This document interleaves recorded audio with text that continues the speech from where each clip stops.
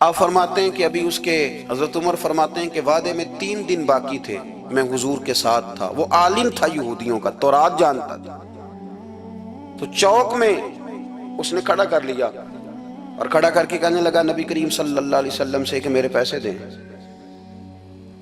تو حضور صلی اللہ علیہ وسلم نے فرمایا کہ ابھی تو 3 دن باقی ہیں وعدے میں، انشاءاللہ وعدے پہ دے دیں گے۔ میں نے جو مضمون چھیڑا ہے وہ میں نے مکمل کرنا ہے، آپ میری بات پہ توجہ کرنا۔ میں کہہ چکا ہوں کہ حضور کو دادا سے بڑا ہی پیار ہے۔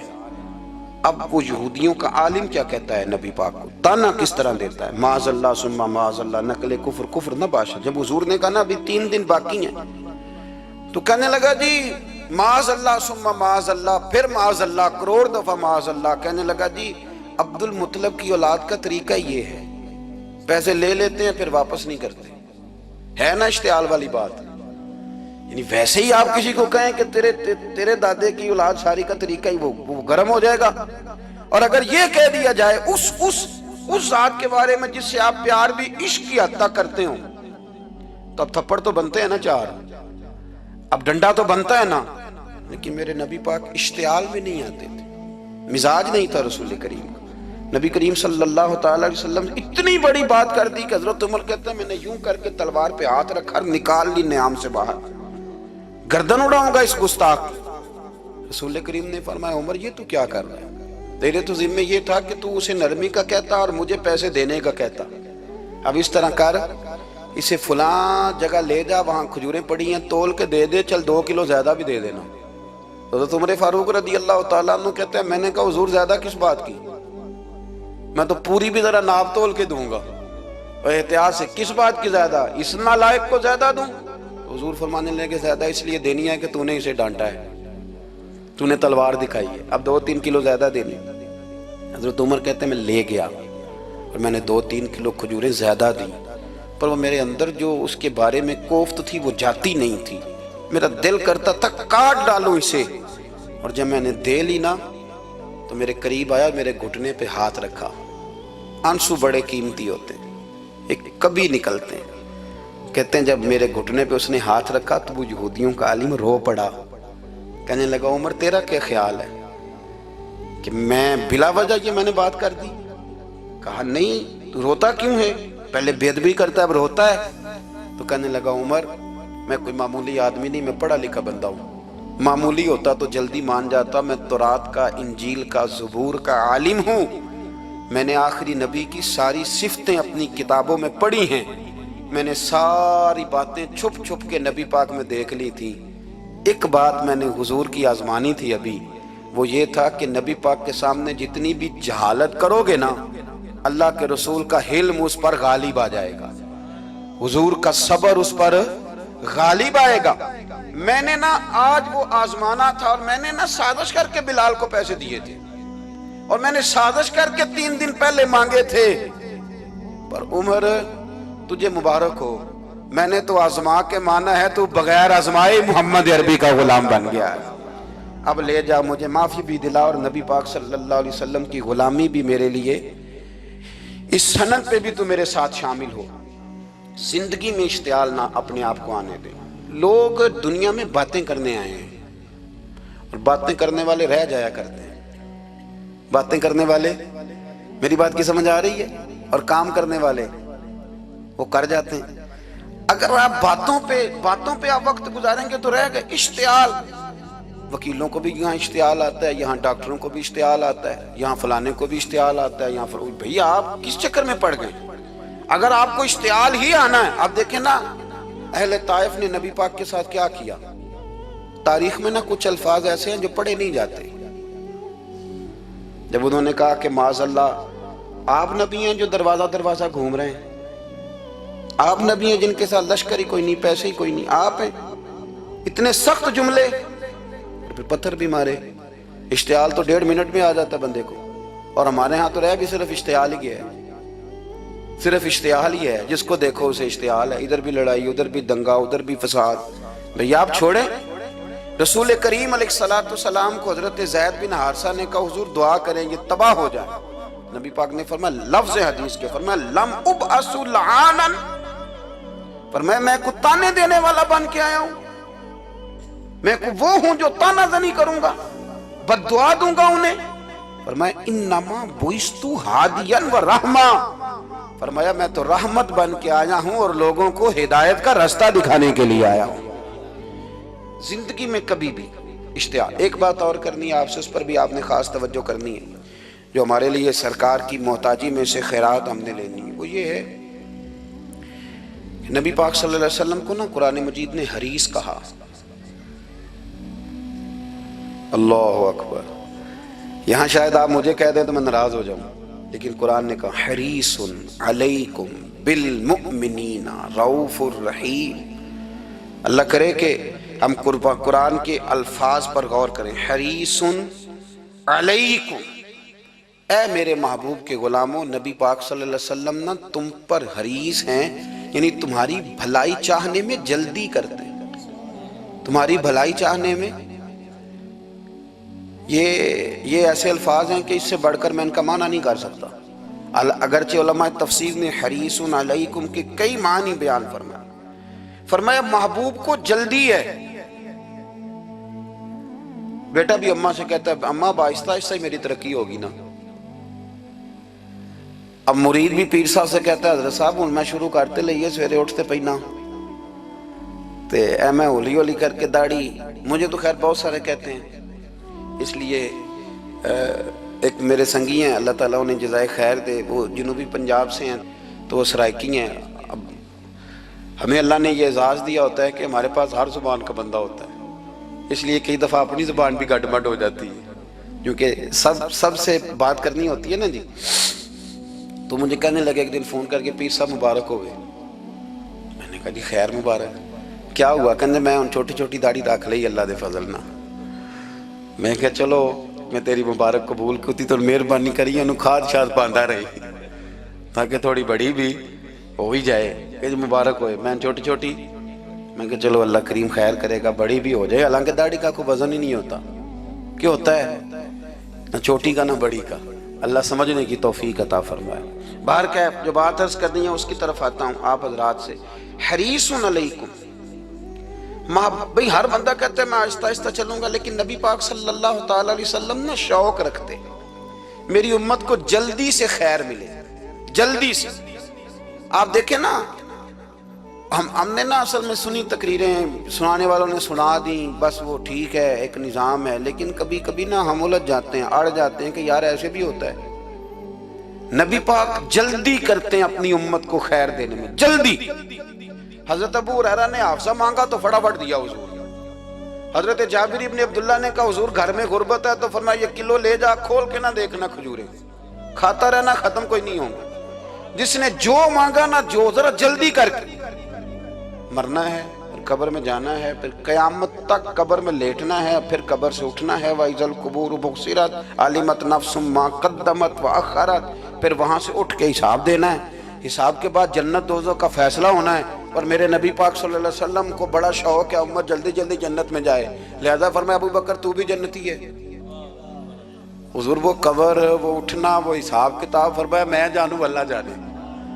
عمر تو بھی جنتی ہے، عثمان بھی جنتی ہے، علی بھی جنتی ہے، طلحہ بھی جنتی ہے، زبیر بن عوام بھی جنتی ہے، طلحہ بن عبید اللہ بھی جنتی۔ 10 بندوں کو نہ کھڑے کھڑے جنت۔ امام حسن اور حسین پیچھے کھیل رہے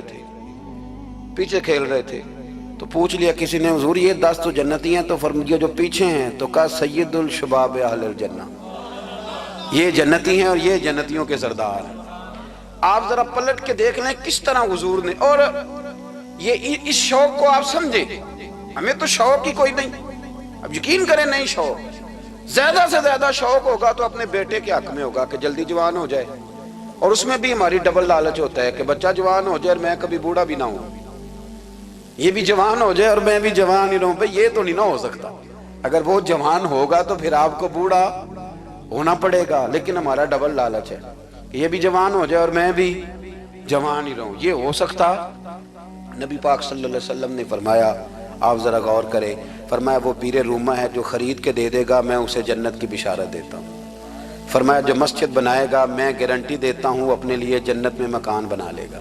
میرے رسول کریم علیہ الصلوۃ والسلام جنت کو آسان کرتے چلے گئے، فرمایا دو چیزوں کی ضمانت دے دے، زبان اور شرمگاہ کا غلط استعمال نہ کرنا، میں تجھے گارنٹی دیتا ہوں کہ رب تجھے بغیر حساب کتاب جنت عطا کر دے گا۔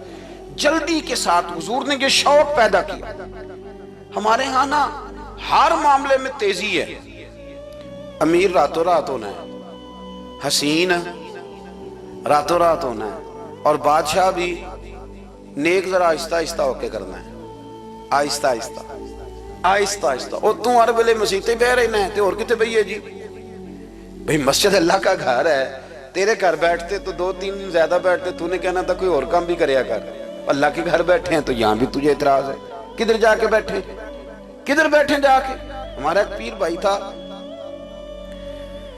اللہ اکبر، تو حضرت صاحب کے پاس آ کے نا کسی نے شکایت لگائی اس کی کہ اس کے گھر والے کہتے ہیں تیار والے پیران کو لے بیٹھا رہنا ہے، تو سب آس پہ فرمان لگے ایک باری پھر گل کری، کہتا جو کہتے ہیں ہر وقت پیروں کے پاس بیٹھ رہتا، فرمایا یار بڑا مزہ ہے، ایک باری پھر کری۔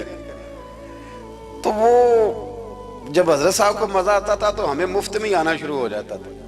تو یہ تو بڑی بات ہے نا جی کہ کوئی کسی اللہ والے کے پاس بیٹھتا ہے۔ میری بات کو سمجھ لیں، جلدی کرتے رسول کریم، ہمیں بھی تھوڑی جلدی کرنی چاہیے نبی پاک کا غلام بننے میں۔ صحابہ نے بڑی جلدی کی، آپ یقین کریں 1 منٹ بھی دائیں بائیں نہیں، بس آج حکم آیا، آج ختم، آج ہی عمل ہوگا، کل پرسوں کی بات کوئی نہیں۔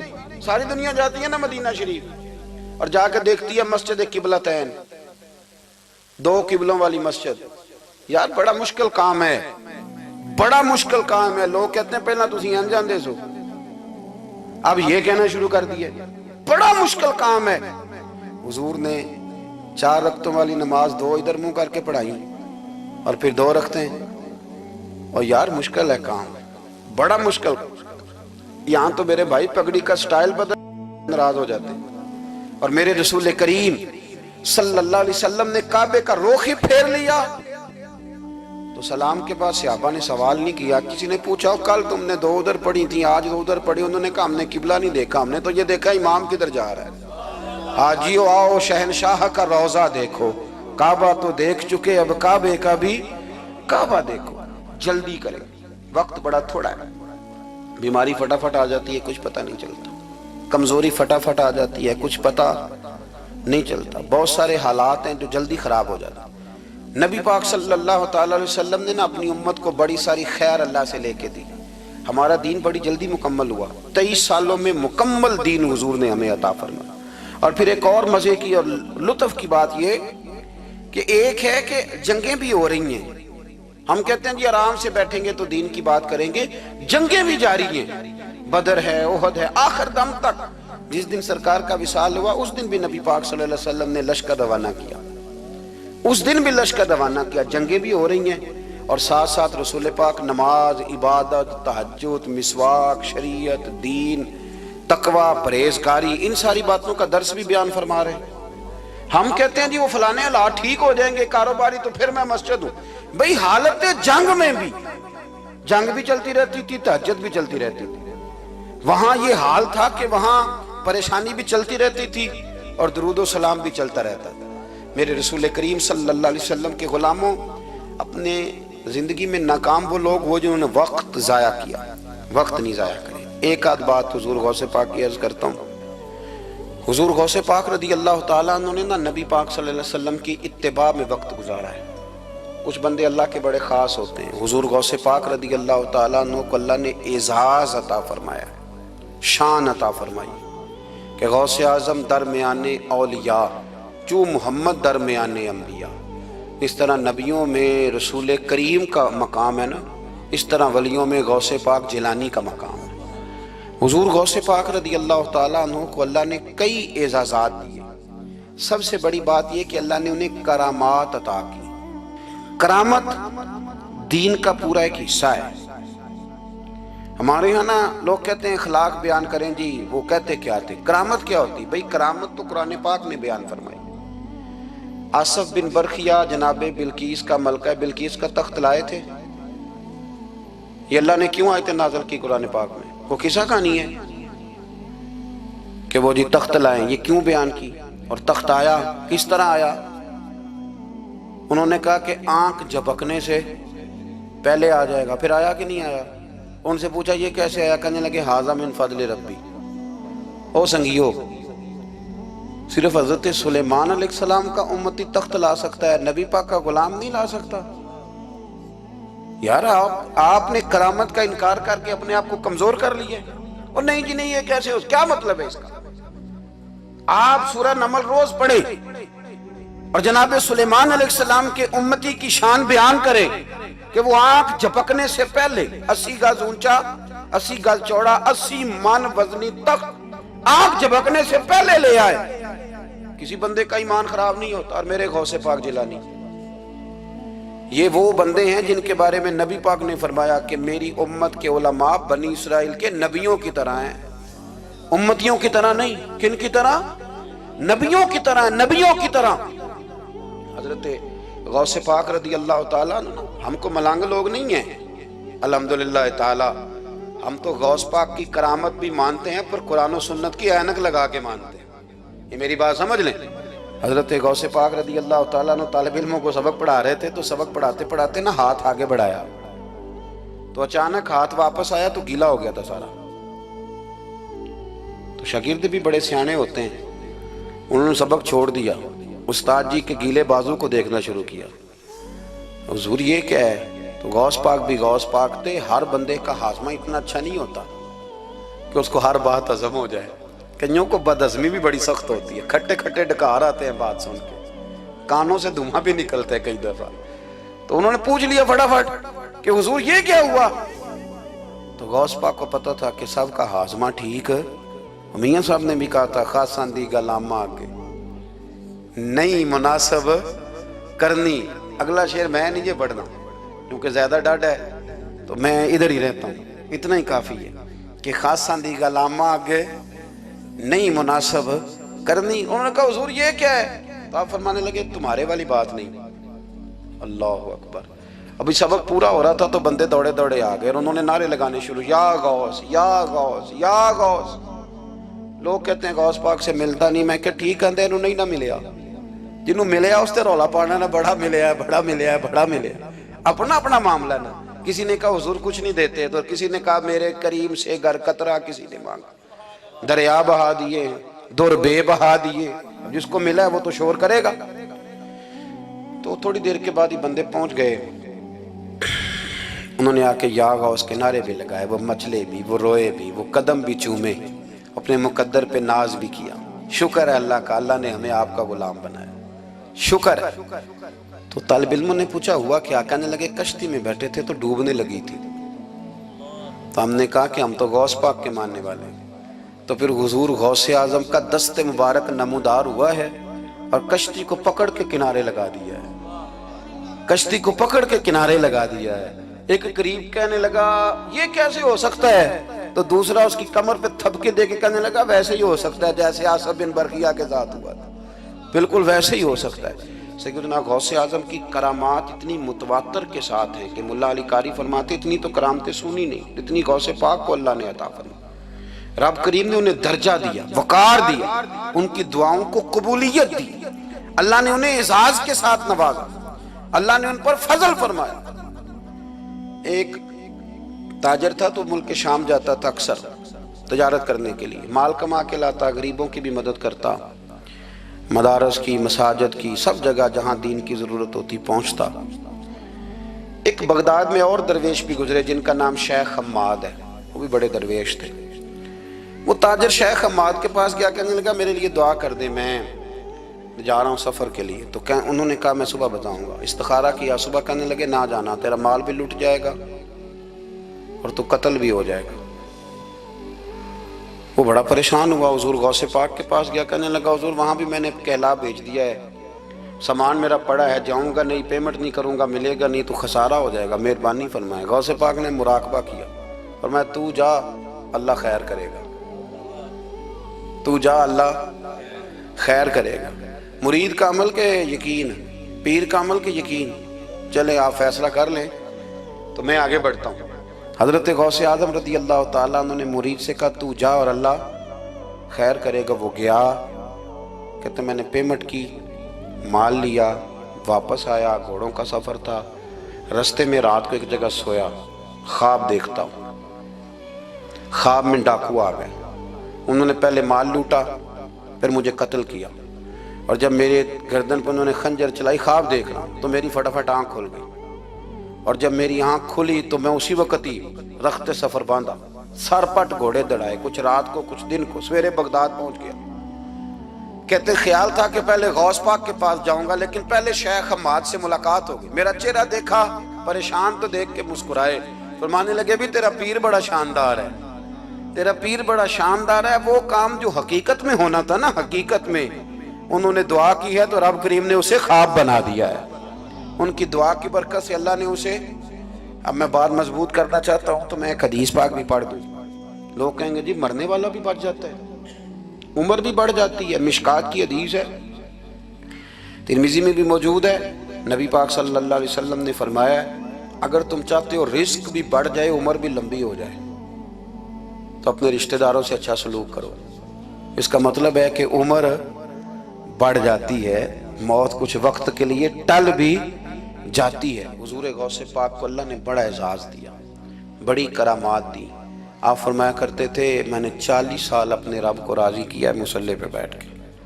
تو میرے مالک نے پھر پوچھا ہے کہ عبدالقادر کچھ مانگ لے، کوئی بات کر لے، تو سیدنا غوث اعظم رضی اللہ تعالیٰ عنہ فرماتے ہیں کہ میں نے پھر اپنے رب کریم کی بارگاہ میں عرض کیا مالک جو قیامت تک مجھ سے محبت کرے، فضل کرنا اسے بغیر توبہ کے موت نہ دینا۔ تو میرے رب نے میری اس دعا کو شرف قبولیت عطا فرمایا کہ جو مجھ سے پیار کرے گا، میرا نام لے گا، وہ بغیر توبہ کے نہیں مرے گا۔ جنات بھی آپ کی بارگاہ میں حاضر ہوتے، آپ کو شیخ بحر و بر کہا جاتا ہے۔ جب آپ نے منبر پر بیٹھ کر یہ اعلان فرمایا نا کہ میرا یہ قدم ہر ولی کی گردن پر ہے، تو خراسان کے جنگلوں میں معین الملت والدین عطائے رسول ہند الولی خواجہ معین الدین اجمیری موجود تھے، تو وہاں اعلان کرنے لگے، کہنے لگے غوث پاک صرف گردن پہ کیوں، آپ میری آنکھوں پہ بھی قدم رکھیں، میرے سر پہ بھی قدم رکھیں۔ اللہ نے ان اولیاء کو بڑا اعزاز دیا، انہیں اللہ نے بڑی شان دی۔ اپنی نسبت اللہ کے بندوں سے مضبوط رکھیں۔ ضروری نہیں کہ آپ کسی جگہ مرید ہی ہوں گے تو آپ کی نسبت مضبوط ہوگی، آپ خواجہ معین الدین سے پیار کریں، آپ حضرت بہاءالحق نقشبند بخاری سے پیار کریں، داتا علی اجویری سے پیار کریں، آپ غوث پاک جیلانی سے، آپ اللہ کے نیک بندوں سے محبت کریں، ان کا تذکرہ سنیں۔ اب تو پوری مہم چلی ہوئی ہے اللہ کے بندوں کے خلاف، لوگوں نے ایسا وار چلایا ہے کہ بس جی کچھ بھی نہیں جی، آپ چھوڑیں، آپ ڈائریکٹ کتاب و سنت کو پڑھیں، کوئی بھی نہیں جی، کوئی ولی نہیں، تو پھر وہ جو اتنی آیتیں ہیں، وہ حدیثیں ہیں، وہ سارا کچھ، اس کا مطلب ہے امت میں ولی ہوتے ہی نہیں۔ تو الا ان اولیاء اللہ لا خوف علیہم ولا هم یحزنون کا کیا معنی ہے؟ اس کا کیا مطلب؟ آپ نے تو ملیاں میٹ کر دیا، سارا پوری مہم چلی، اللہ کے بندوں سے پیار کریں۔ اور میرے نبی پاک صلی اللہ علیہ وسلم نے فرمایا جو جس سے پیار کرے گا قیامت کے دن اسی کے ساتھ اٹھایا جائے گا۔ اور حضرت ابو ذر غفاری نے عرض کیا تھا یا رسول اللہ اگر وہ ان جیسے عمل نہ بھی کرے تو فرمایا اللہ بڑا کریم ہے، ایمان کی سلامتی سے جائے اللہ ان کے ساتھ ہی کھڑا فرما دے گا۔ حضرت محدث اعظم پاکستان مولانا سردار احمد صاحب رحمۃ اللہ علیہ بڑے مصروف آدمی تھے، پر بڑھاپے کے عالم میں بھی نا شیخ الحدیث تھے، شاید اتنے کسی کے شاگرد دنیا میں ہوں جتنے حضرت کے تھے۔ ہر جمعرات کو فیصل آباد سے لاہور آتے تھے داتا صاحب کے مزار پہ حاضری دے، ہر جمعرات۔ یہ چند دن پہلے ہمارے ایک بزرگ افریقہ سے آئے ہوئے تھے، افریقہ سے، تو پوچھا حضرت جی خیریت سے آنا ہوا؟ تو کہنے لگے پہلا مقصد تو داتا صاحب کے مزار پہ حاضری دینا اور باقی اس کے بعد ہے۔ تو ہر جمعرات کو حضرت محدث اعظم رحمۃ اللہ علیہ آتے تھے، ہر جمعرات۔ ایک مولوی صاحب نے ایک دفعہ شوشہ چھوڑ دیا لاہور میں کہ داتا صاحب کی قبر تو قلعے میں ہے، لوگ شوشے چھوڑتے رہتے ہیں نا کہ چلو کسی طریقے سے بندے ہٹائے جائیں، پر جن کی محبت اللہ دلوں میں پیدا کرے ان سے کیسے ہٹایا جائے؟ وہ جی ادھر قبر ہی نہیں، وہ تو قلعے میں ہے، وہ تجھے کون بتا گیا؟ کہتا جی میں نے ایک روایت پڑھی، فلانے بندے نے لکھا ہے، چلو جی الجھاؤ بن گیا۔ ہمارے ہاں جو انوکھی بات کر دے اس پہ بحث بھی شروع ہو جاتی، بڑی لے دے ہوئی، بڑا کچھ ہوا۔ سید ابو البرکات شاہ صاحب ایک بہت بڑے عالم گزرے ہیں، داتا صاحب کے مزار سے تھوڑا سا آپ آگے بڑھیں تو حزب الاناف بہت بڑا مدرسہ ہے، اس کے وہ شیخ الحدیث تھے، اعلیٰ حضرت کے خلیفہ تھے، سید تھے۔ حضرت مولانا سردار احمد صاحب اسپیشل فیصل آباد سے آئے، سید صاحب کو وہاں سے ساتھ لیا، داتا صاحب کی مسجد کا سپیکر کھولا اور کھول کے فرمانے لگے جس بندے کو شک کرنا کہ داتا صاحب یہاں موجود نہیں، قلعے میں ہیں، وہ آ جائے، میں داتا صاحب کو آواز دوں گا، داتا صاحب قبر سے بول کے کہیں گے میں اندر ہی ہوں، آ جائے، میں آواز دے۔ بات ویسے کافی بڑی ہے، آپ کے اگر ذوق اس پر توجہ دے تو داتا صاحب اندر سے بولیں گے اور کہیں گے کہ نہیں میں یہی ہوں۔ وہ سید صاحب کہتے ہیں کہ مینوں تساں ایک گھر تے نہیں دسی یہ گل، ساتھ ہی لے آئے ہو، وہ گھر میں بھی بتانا تھا۔ اور کہتے ہیں جبہ کھینچ کے نا محدث اعظم کا، کہنے لگے مولانا آپ نے بڑا دعویٰ کر دیا ہے، بڑا دعویٰ کر دیا آپ کہ داتا صاحب اندر سے بولتے، بڑا دعویٰ ہے۔ مولانا سردار احمد صاحب فرمانے لگے سید صاحب اپنی مرضی سے نہیں کیا، داتا صاحب سے پوچھ کے کیا ہے، داتا صاحب نے مجھے کہا ہے تو آواز دینا اور میں اندر سے بول پڑوں گا۔ فرمایا میں کل شام تک ادھر بیٹھا ہوں، جس کا دل کرے وہ آئے، میں انشاءاللہ تعالی آواز دوں گا اور علی بن عثمان حجویری قبر کے اندر سے بولیں گے، لیکن چونکہ پیچھے کرم تھا نا لہذا آیا کوئی بھی نہیں، پہنچا کوئی بندہ۔ تو یاد رکھیں اللہ کے بندوں سے پیار کریں۔ تنقید والے بندے ساری زندگی بیچارے اسی کھاتے میں رہے، کچھ نہیں بن سکا، خود بھی بے سرور رہے، دوسروں کو بھی بے سواد کیا، اپنے آپ کو مزیدار کریں۔ دو باتیں میں نے سیرت کی عرض کی ہیں، ایک تو اشتعال انگیزی سے بچیں زندگی میں، کبھی بھی کوئی کتنا مرضی لوگ اشتعال تو دلائیں گے، اشتعال میں نہ آئیں۔ اور دوسری بات یہ کہ جلدی کریں دین پر عمل کرنے میں، لیٹ نہ کریں، سرکار نے جلدی فرمائی ہمیں دین دینے میں۔ اور پھر ایک بات میں نے آپ کی خدمت میں یہ عرض کی ہے کہ اللہ کے ولیوں سے پیار کریں، اللہ ہمیں سمجھنے کی توفیق عطا فرمائے۔